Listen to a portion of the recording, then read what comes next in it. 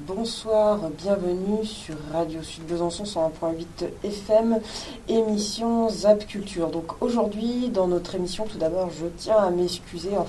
Une de mes invitées ne pouvait pas venir aujourd'hui. C'était prévu qu'elle vienne, mais elle a eu un contretemps. Elle s'en excuse. Donc pour parler, c'était Clémence Comte qui voulait venir parler du coup du festival de Montfaucon.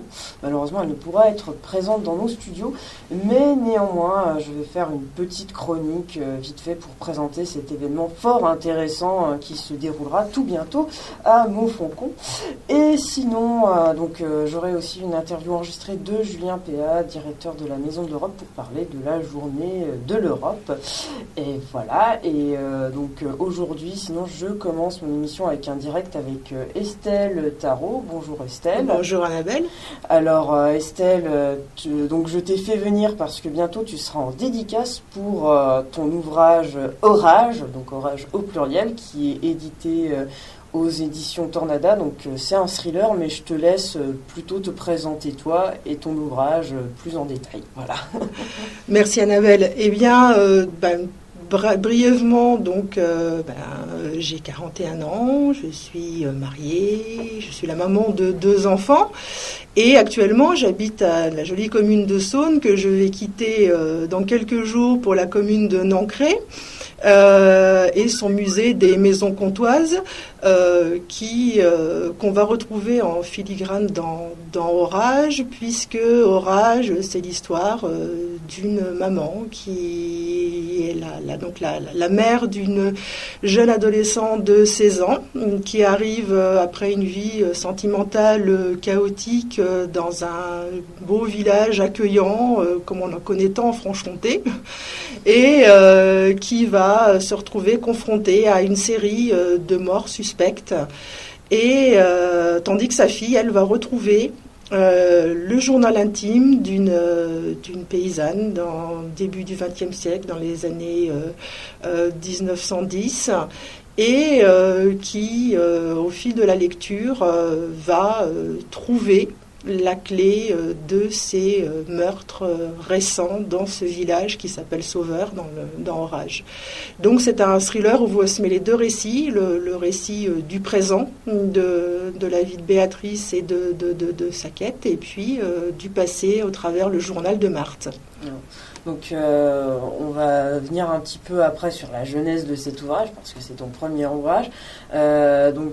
Du coup, je l'ai lu en une journée, je tiens à le dire à mes auditrices et auditeurs. J'ai passé un très bon moment. Ça faisait longtemps que je m'étais pas mise en mode dès que j'ai 30 secondes de libre, je ne lis ne serait-ce qu'une ligne parce que j'ai au moins 30 secondes. C'était assez marrant. J'ai bien accroché, je ne le cache pas. Ce qui est intéressant aussi dans cet ouvrage, c'est que c'est souvent vu à la première personne, du point de vue de la mère, qui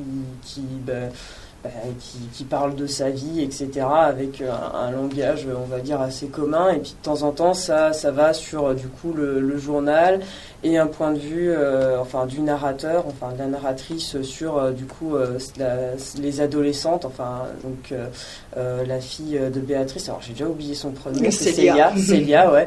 Célia qui du coup s'adapte à sa nouvelle vie à Sauveur, mais qui du coup se fait des amis, et il y a des intrigues, etc.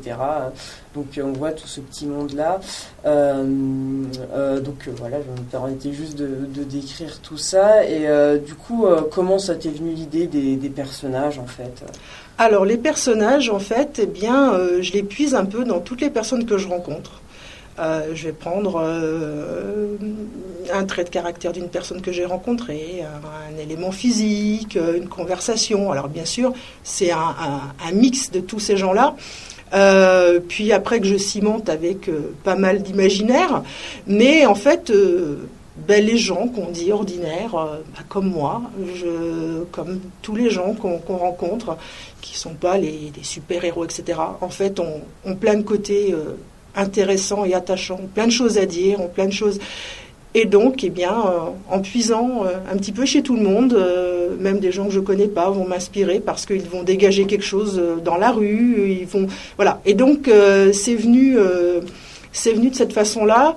Sur la partie des adolescents, c'est plus un adolescent de mon entourage, Benoît, qui, en fait, le côté mature parfois, qu'ont malgré tout les adolescents qu'on met souvent dans la catégorie c'est ils cassent les pieds avec leur crise.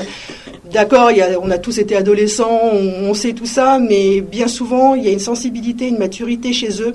Si on prend parfois le temps de les écouter, alors en tant que parent, étant maman, ils sont plus petits les miens, mais je peux concevoir qu'on ne peut pas avoir ce recul-là, mais quand on est dans l'entourage de ces ados-là, on se rend compte qu'il y a beaucoup de choses qu'ils ressentent, qu'ils peuvent dire. Et donc les personnages, surtout celui de Célia, parce qu'il y a une autre adolescente qui est Maddy, qui je pense n'est pas l'adolescente la plus sympathique des deux, mais Célia, il y a justement par son parcours familial un petit peu difficile, a à la fois cette spontanéité, cette fraîcheur, ces petits côtés aussi agaçants, mais a aussi une grande maturité et une grande vision. Elle ressent aussi des choses.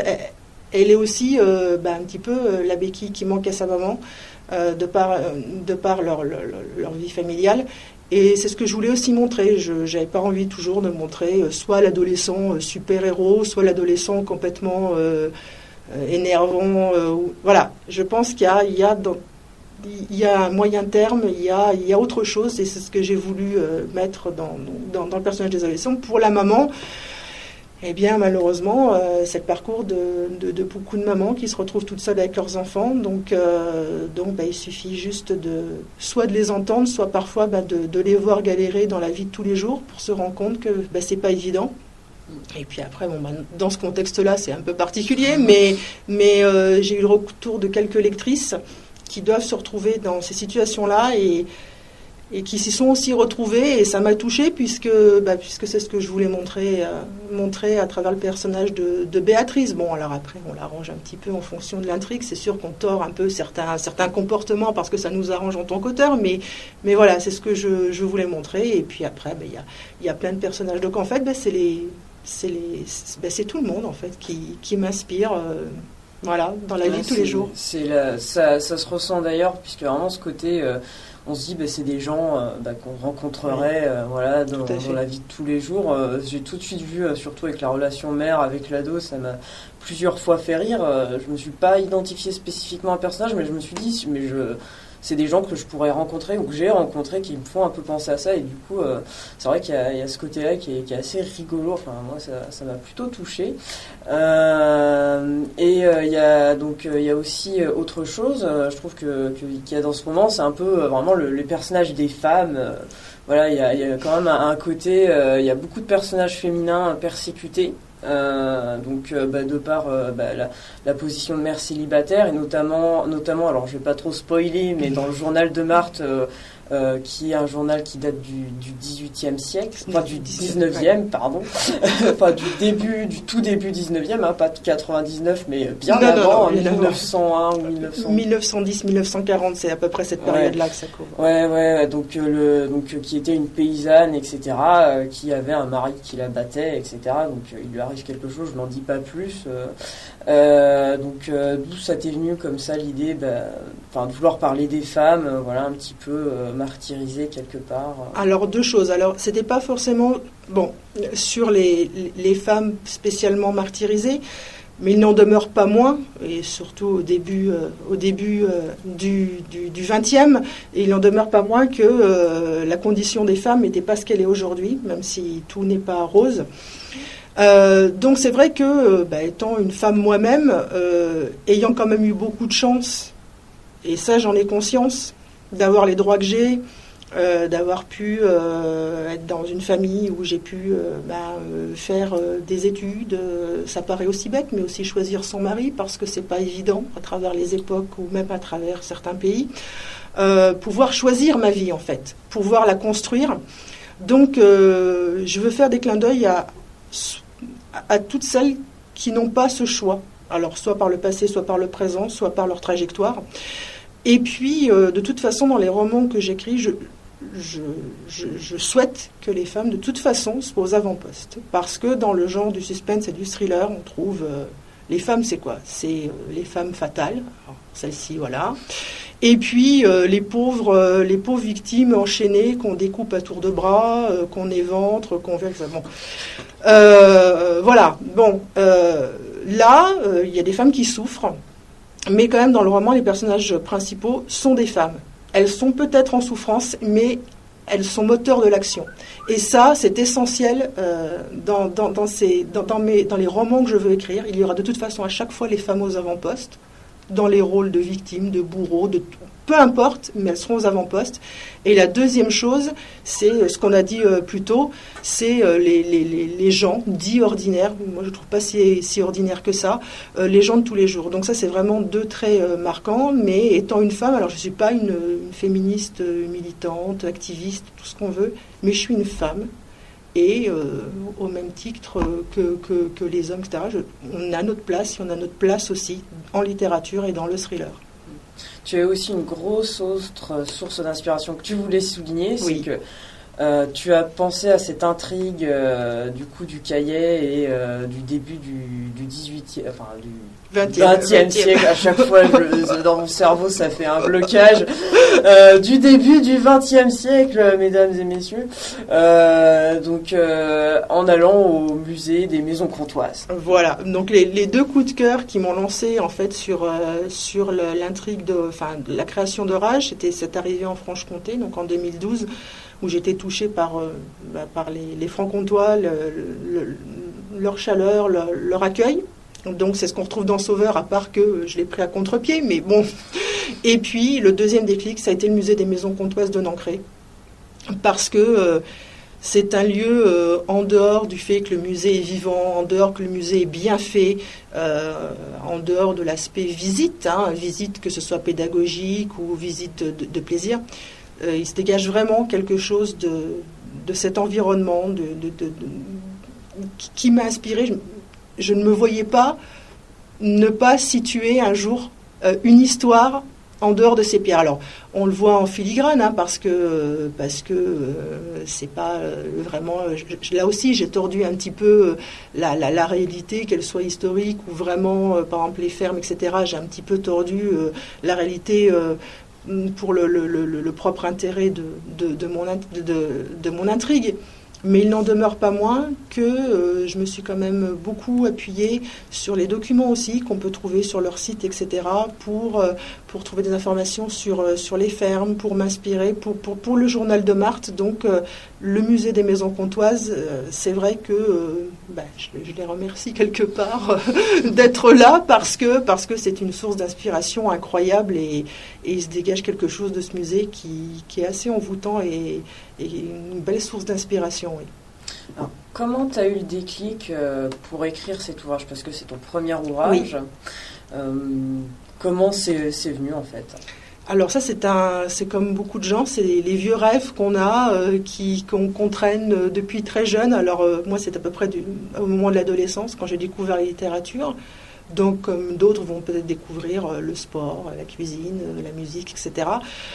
On aime, on apprécie, on en emmagasine des tonnes, et puis à un moment, on a envie de créer soi-même, on a envie de s'essayer.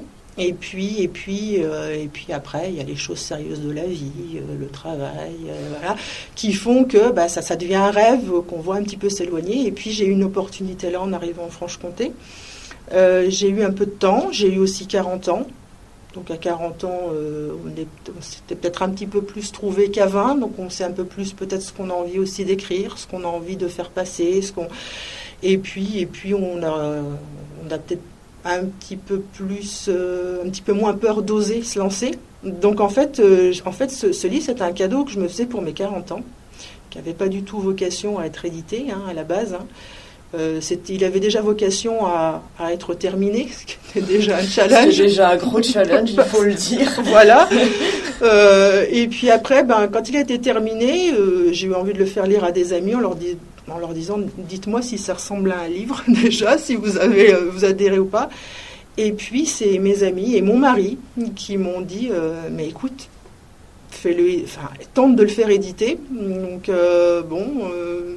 et puis je me suis lancée et voilà. Mais en fait, ce livre, c'est un vieux rêve d'ado, voilà. C'est un vieux rêve d'ado qui se concrétise plus de 20 ans après. T'as tout de suite eu envie de faire un thriller ou l'intrigue n'était pas tracée dans ta tête et t'as fait au fur et à mesure? Alors, au tout début, quand les idées étaient encore très diffuses, ça devait être une histoire de maison hantée, enfin ça devait être plus tourné sur le fantastique. Et puis non, et puis non. Et puis les gens qui m'ont inspiré ont fait qu'en fait non, le thriller, parce que souvent dans le thriller justement, c'est ce que je te disais tout à l'heure, il y a trop de psychopathes, il y a trop de flics alcoolos, il y a un peu trop de tout ça, et j'avais envie de faire un petit peu autre chose. Et le thriller est arrivé à ce moment-là, et j'étais plus à l'aise que dans le fantastique, bien que j'apprécie la littérature fantastique. Mais là, non. C'était le thriller. Ouais, c'est l'opportunité aussi, du coup, de garder ce côté réaliste voilà. Et les personnes banales. Voilà, c'est plus facile parce que dans le fantastique, ce côté, justement, normalité, entre guillemets, je pense, aurait été vraiment gommé. Et puis non. Et là c'était agréable à faire parce que c'est un puzzle, en fait. C'est des histoires qu'il va falloir imbriquer, trouver quand est-ce qu'on va donner un indice, un mauvais, quand est-ce qu'on va... Et il faut, entre guillemets, que toutes ces ramifications, à un moment, se rejoignent. Et c'était vraiment plaisant à faire, oui. Puisque il y a aussi, pas un côté fantastique, mais il y a une ambiance fantastique, un peu quand même dans ce ouvrage, parce que on trouve le village suspect, il y a comme il y a plusieurs indices qui font penser à une espèce de malédiction. Donc, t'as quand même gardé un petit côté fantastique au final. Au final, oui, dans l'ambiance, c'est possible. Justement, on sent peut-être ce côté...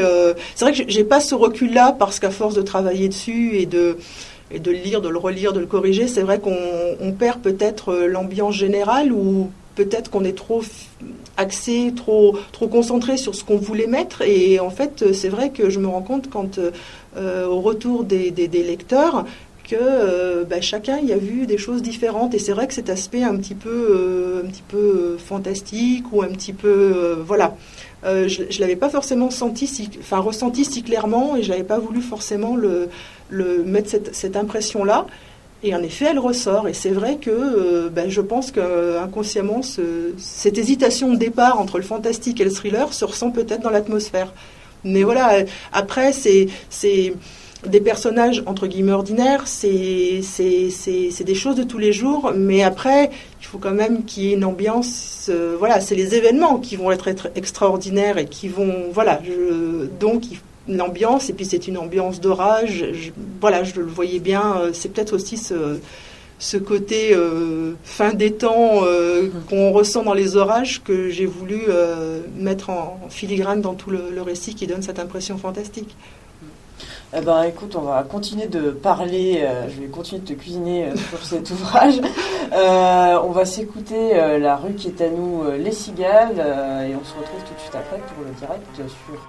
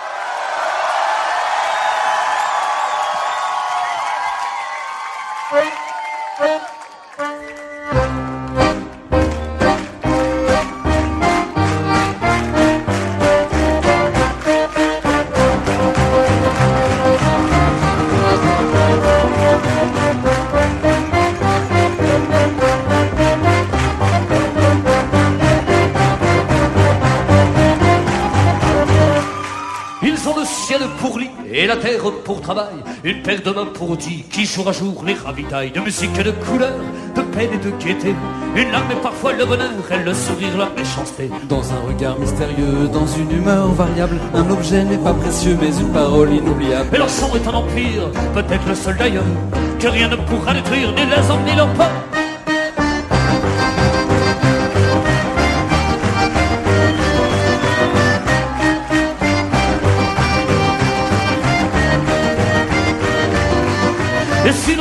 ici-bas, si les minutes défilent, il en est qui croisent les doigts pour ne pas perdre les sourcils. Au-delà de tous ces mots, de toutes ces angoisses, le voyage, le cœur en haut, à gauche de la crasse.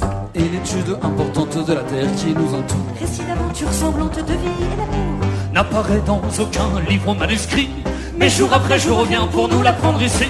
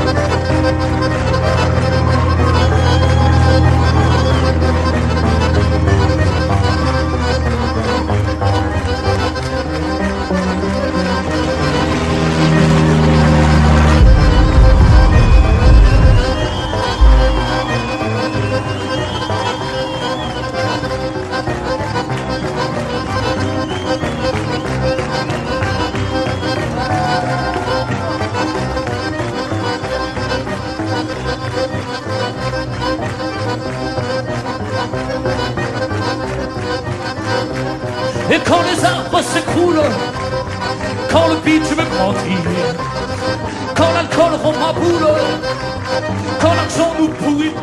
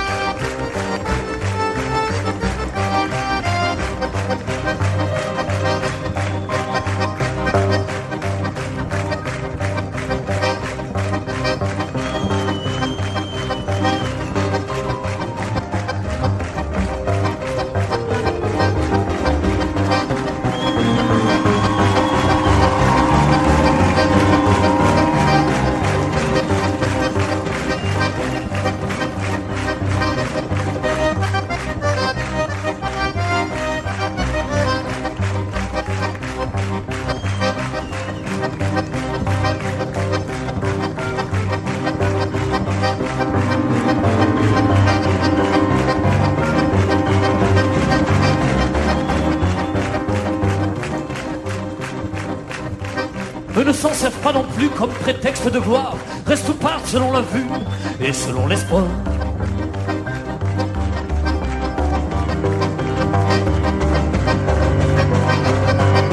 Et quand la police mal aimable pour cause de bruit vient détruire le minable restant de poésie qu'il y a dans cette genre immense cité où les hommes ne sont plus humbles, ou ne l'ont jamais été.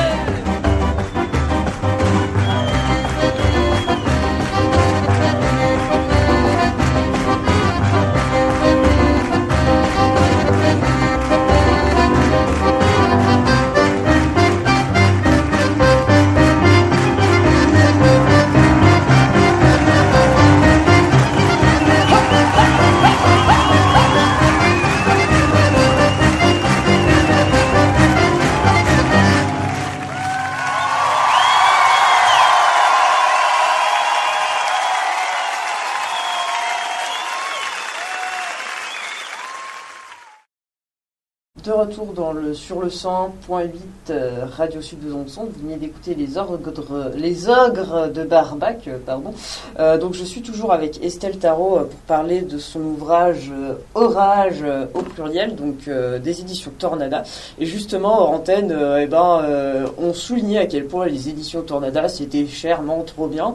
Notamment, je tiens à le repréciser, je ne sais pas si vous vous rappelez, mais dans cette émission, j'avais aussi eu la chance d'interviewer Thierry Poncet, qui a écrit Gallimond Rouge. D'ailleurs, c'était une super bonne interview. Et l'ouvrage a l'air fort bien, donc qui est édité aussi chez Tornada. Donc voilà, je te laisse du coup, Estelle, nous en parler, parce que toi, tu es édité chez eux, donc je pense que tu peux mieux parler que moi d'eux, en fait.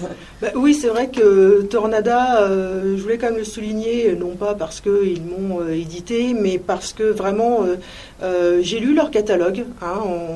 Avant de toute façon de signer, j'avais lu un peu leur roman, parce que vu que ce roman Orage n'était pas voué à être édité, je voulais pas qu'il soit dans un catalogue où je me serais senti mal. Et il y a vraiment tout type d'auteurs chez Tornada. Il y a des gens qui ont déjà un bon passé littéraire, qui ont déjà écrit. Il y a des gens comme Mehdi Brunet et moi, ce sont nos premiers romans. Enfin, c'est notre premier roman. Lui, il a écrit Sans raison, c'était son premier roman aussi. Et Joël, Patricia et Sonia, c'est comme je dis, les 3T, c'est le cœur de Tornada. Ce sont de réels passionnés parce que ils marchent vraiment au coup de cœur. Et il y a un travail incroyable qui est fait avec les auteurs. Enfin, moi, j'ai pas de recul par rapport à d'autres auteurs qui ont édité, mais il y a vraiment eu un échange sur le texte, sur les impressions, voilà. Et il y a une disponibilité qui est incroyable avec eux. Il y a un relationnel qui est incroyable. Et ce sont des passionnés. Le roman leur plaît pas, mais c'est toujours constructif. Et puis vraiment, ce sont des passionnés. Le temps. Parce que écrire un roman, c'est des centaines d'heures, mais eux, ça doit être des milliers d'heures qu'ils consacrent à leur maison d'édition. Et ils y mettent du cœur, et à chaque fois, on voit les choses évoluer, que ce soit au niveau des choix, au niveau de leur site, Enfin, c'est vraiment une maison d'édition que je voulais quand même saluer. C'est vrai, ils m'ont donné ma chance, mais il y a quand même une qualité et une diversité dans leur catalogue qui est belle, et pour une petite maison d'édition, c'est, je pense, un gros challenge.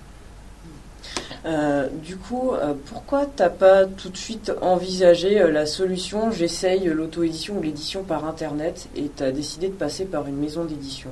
Mais parce qu'on m'a obligé, on m'a poussé.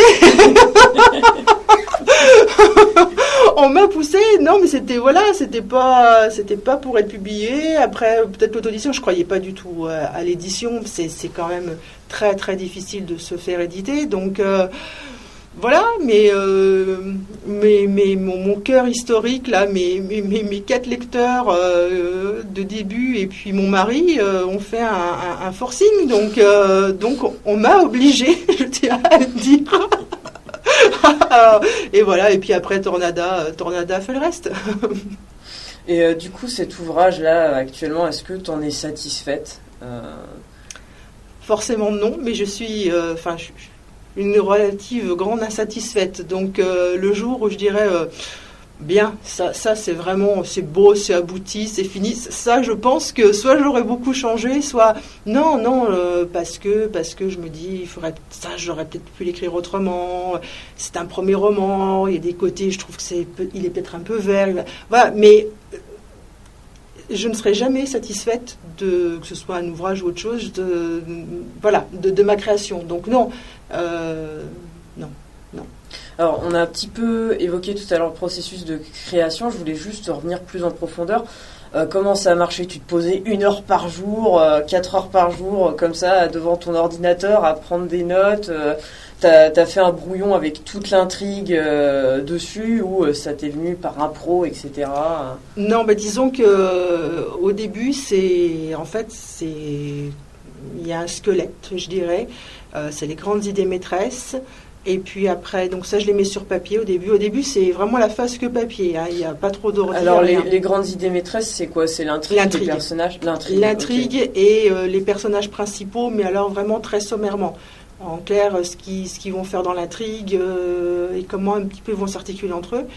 Et puis après, je dirais qu'on met les muscles. Alors après, on commence à décliner en chapitres. On va fouiller un peu plus les personnages, on va retresser l'intrigue, et puis ça va s'étoffer jusqu'à faire ce que j'appelle, alors je ne sais pas, peut-être choquer les auteurs confirmés, etc. Mais ce qui reviendrait à un scénario en fait, où il y a quand même un découpage pas forcément dans le détail, mais quand même des chapitres, ce que je vais y mettre au moins, qui va intervenir, ce qui va se passer, dans quel cadre, parce que surtout dans des intrigues où ça s'imbrique beaucoup, il y a un moment, il faut quand même que, au niveau du rythme et au niveau aussi de la cohérence du récit, c'est quand même difficile de... Enfin, moi, j'ai du mal à l'improviser comme ça, voilà. Donc non, il y a cette phase-là, et puis après, quand je suis à peu près, entre guillemets, satisfaite tout au moins du premier jet, après, il y a vraiment la phase où là, j'écris. Donc là, après, on laisse un peu le papier, et puis on prend l'ordinateur. Sachant qu'entre ces phases-là, il y a quand même des phases aussi parfois de recherche. Surtout quand il y a des fonds sur une trame un peu historique, recherche. Bon, c'est pas un roman historique, c'est-à-dire que c'est pas un cours d'histoire. Si parfois certains éléments m'embêtaient, je les tordais là aussi pour les faire rentrer dans l'intrigue, mais qu'il y ait un petit peu quand même de cohérence. Est-ce qu'à une certaine période là, cette région Franche-Comté était électrifiée, pas électrifiée? Est-ce que voilà, enfin c'est des choses comme ça. Donc il y a quand même une phase de recherche, mais ça c'est avec la phase entre guillemets scénario. Et puis après, sur l'ordinateur, là c'est la phase écriture. Et puis après, la phase moins plaisante, la phase relecture.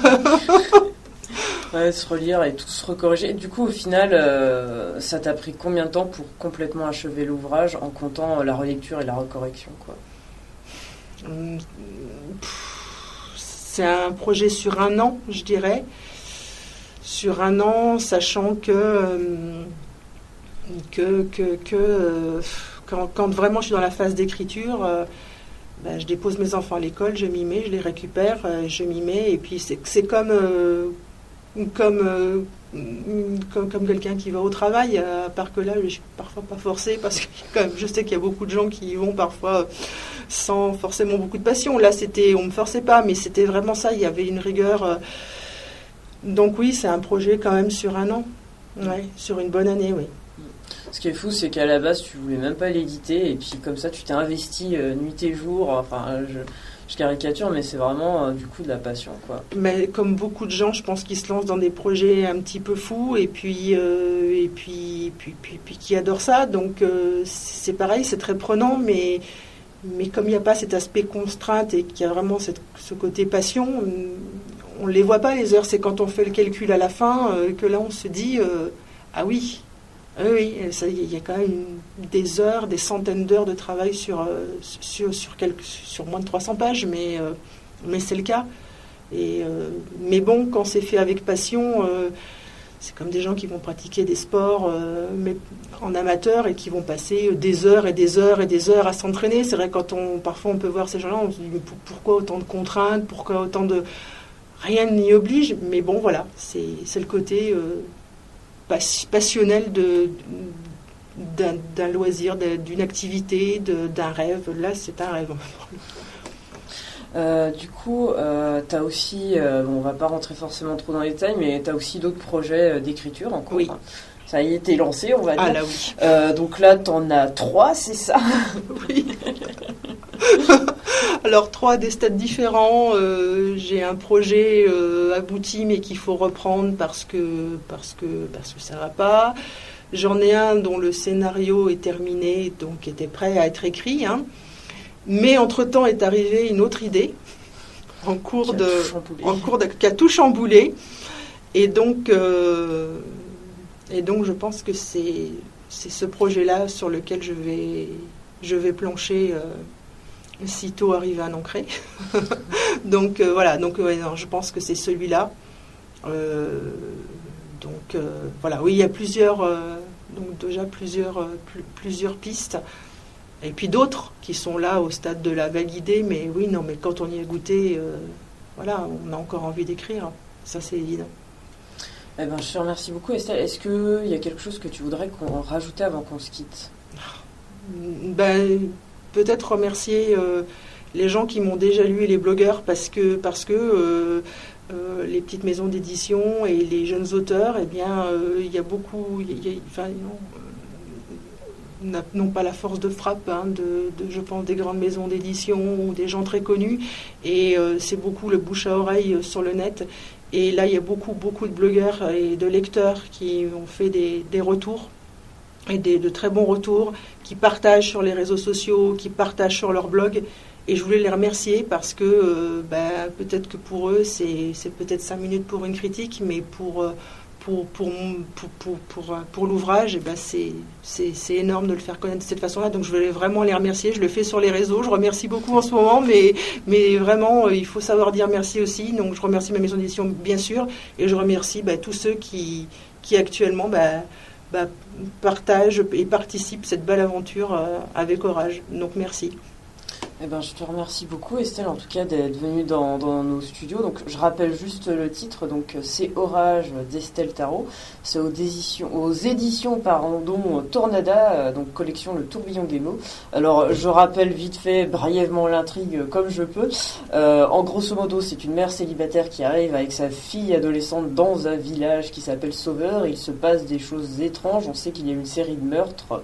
Et voilà, j'en dis pas plus. Et il y a notamment sa fille qui trouve un carnet qui date du début du XXe siècle, j'ai réussi, dans lequel une certaine Marthe raconte sa vie de paysanne, et c'est tout lié à cette intrigue. Merci encore une fois, Estelle. Merci, Annabelle. C'était un vrai plaisir de t'avoir dans nos studios. Nous, on va s'écouter de la musique et on se retrouve après pour le direct sur Radio Sud Besançon, sur 1.8 FM, émission Zap Culture.